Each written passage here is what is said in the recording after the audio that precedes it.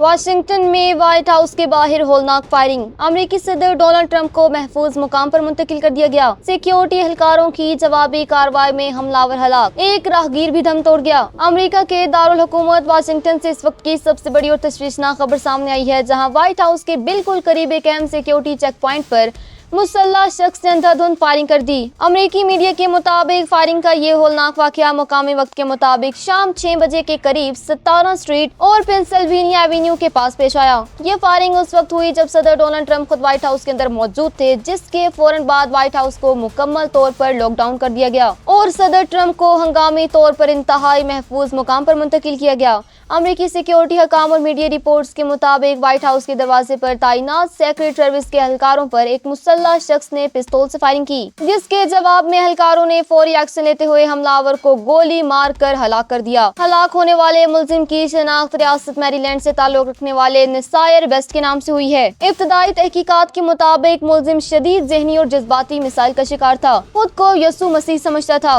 और माजी में भी सेक्रेट सर्विस के एहलकारों से उलझ चुका था।